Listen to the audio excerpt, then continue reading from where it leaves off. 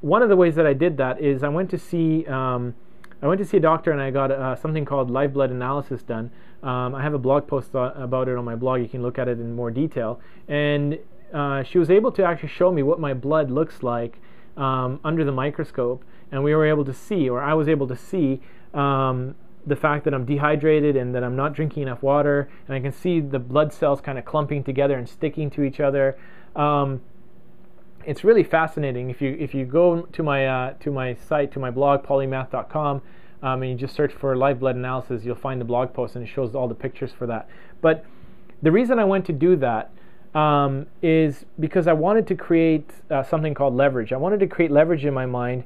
I wanted to show. Basically create a situation where I would be motivated. Besides the $600 challenge I'm doing with Tyler, which obviously is a motivating factor, but I wanted something a little bit longer term.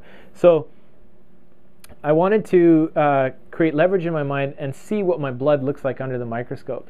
Because before, when I was eating whatever I felt like eating, I don't really exhibit a lot of any symptoms. I'm not really sick or anything like that. So eating foods that taste good but aren't necessarily healthy for you, it's hard to see the effects of that until later on in life when you manifest disease. So by going and getting the live blood analysis done, I was able to see what my blood looks like right now, and I could tell that my blood was not healthy.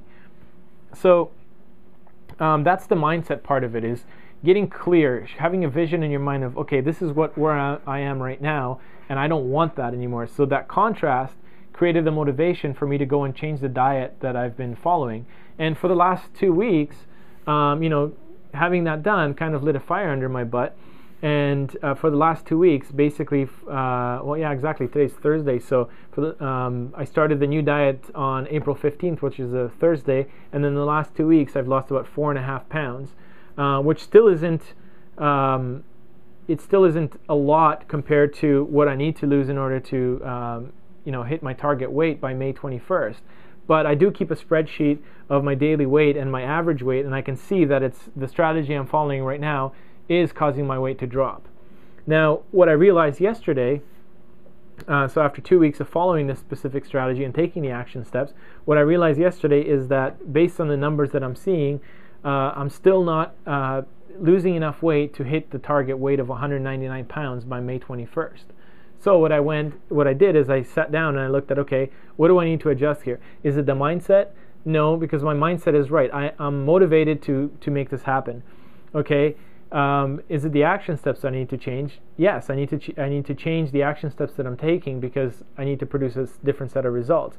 But really what I needed to change is my strategy. So what I did yesterday is, whereas my strategy for the last 2 weeks was simply to make some hardcore changes to my diet, as of yesterday, I've now implemented an exercise routine that I'm going to be putting into the strategy.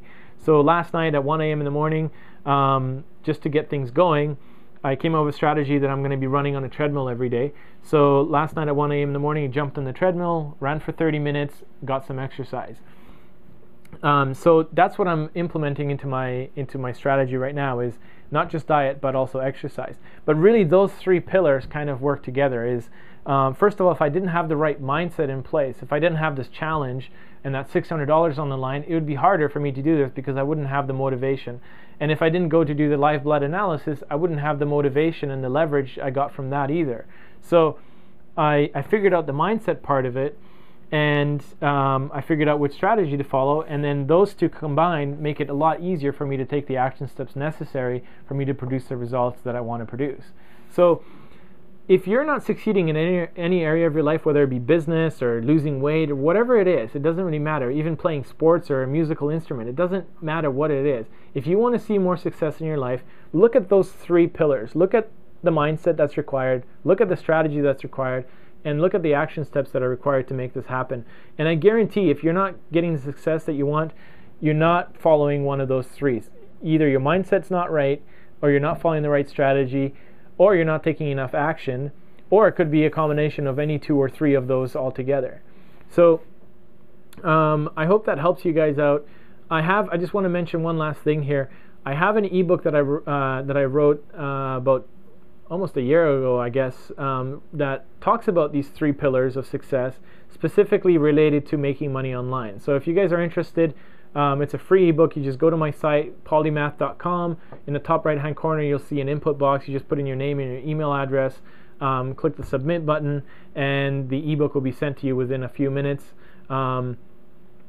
It's free. Take a look at it, and if you're interested in making money online, it'll kind of show you what the those 3 pillars of success, specifically related to making money online.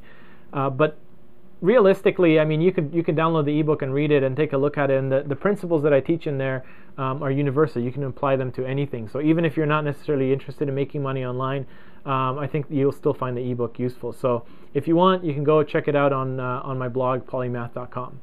That's pretty much it for this episode, and I'll see you guys next time.